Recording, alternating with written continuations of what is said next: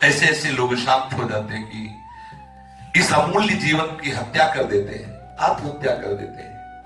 व्यापार सफल नहीं हुआ या जो पढ़ाई सफल नहीं हुई, ये कुछ भी ऐसी अज्ञानता छा जाती है, इतनी जल्दी हार मान लेते हैं। वो समझते हैं इस शरीर को नष्ट कर देने से हम सुखी हो जाएंगे। अरे बावरे, पूर्व कर्म के अनुसार तो अभी चैन नहीं मिल रही। अगर ये भयंकर अपराध कर लिया तो और आत्महत्या करना सबसे बड़ा अपराध है। सबसे निंदनीय गति अगर प्राप्त होती किसी को तो आत्महत्यारे को प्राप्त होती है। जो न तरे भवसागर अस समाज नर पाए, स्वति निंदक मंदमति आत्महनन गति जाए। बहुत निंदनीय गति।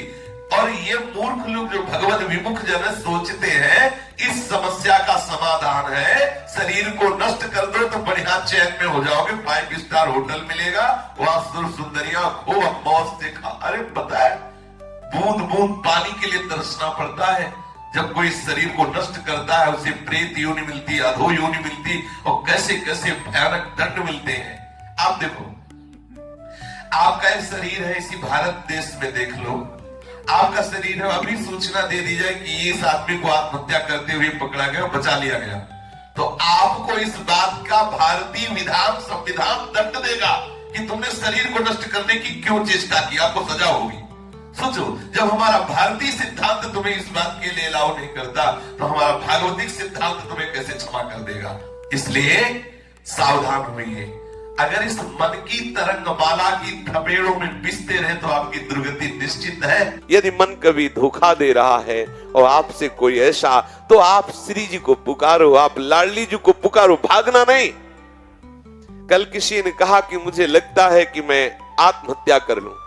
किसी ने कहा कि मैं हार चुका हूं, बहुत उपाय करता हूं, लेकिन कुछ ऐसी चेष्टाएं हैं जो मेरे से दूर नहीं हो रही, अब मैं क्या करूं। बहुत निंदनीय बात है। ये हारना हमारा एक तरह से ठीक भी है। जन्म जन्म से हम देहाभिमान करते रहे हैं, प्रभु मुझे हरा रहे हैं, हारे को हरे नाम, ठीक ही है। हारने से दैन्यता आती है, हारने से हम नष्ट होता है। लेकिन यदि आप कहीं इतना गलत सोचने लगे कि मैं आत्महत्या कर लूं तो ये बहुत निंदनीय है। आत्महत्या बहुत ही निंदनीय है, महान दुर्गति को प्राप्त होता है। आत्महत्या किसी भी उपाय से बचने के लिए, किसी भी समस्या से बचने के लिए यह समाधान नहीं है।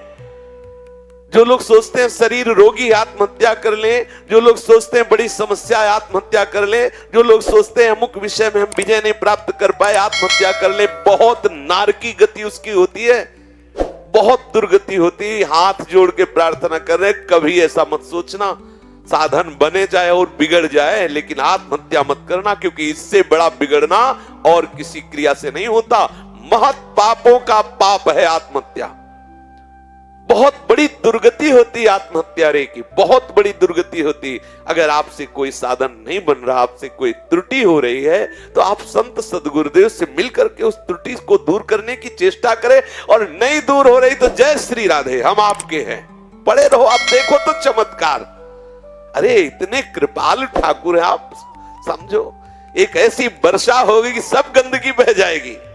उनकी कृपा आपकी तरफ देखो, कृपा समुद्र है, अपार वेग से कृपा आएगी। तुम तिनके की तरह जो अपराध किए सब बह जाएंगे। कृपा ऐसे वेग वाली नहीं है कि तुम्हारे छोटे मोटे बांध कृपा को रोक लेंगे। कृपा इतना महान वेग है कि तुम्हें बहाकर श्री जी तक पहुंचा ही देगी। ये हमारे अपराध इतनी सामर्थ्य नहीं रखते कि रोक ले।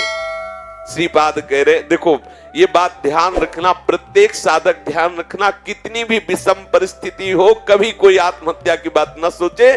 बहुत बड़ी दुर्गति है, पीने को जल भी नहीं मिलता, ऐसी भयानक प्रेत योनि प्राप्त होती है और बार बार उससे दुर्गति प्राप्त होती है। इसलिए कभी ऐसी गलती न करे। ठीक है, आज हमसे साधन नहीं बन पा रहा है, हमारा अभ्यास गलत हो चुका है, हमको पतित कर रहा है। एक दिन भगवत कृपा से हमें बल मिलेगा, एक दिन नाम का बल जागृत होगा और हम विषयों पर विजय प्राप्त कर लेंगे पक्का। और ना कर ले तो भी श्री जी मिलेंगे, आप इस पर विश्वास कीजिए।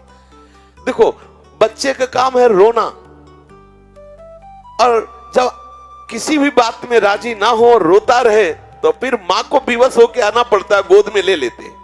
हमारा इतना ही काम है, रोना। हमसे नई साधन बन रहा, नई जितेंद्रियता आ रही, विषय भोग हमें सता, तो हम कम से कम रो तो सकते हैं कि हम दलदल में फंस गए हैं, हम गंदे हो गए हैं, हम ऐसा रो तो सकते हैं, बस इतने से काम बन जाएगा।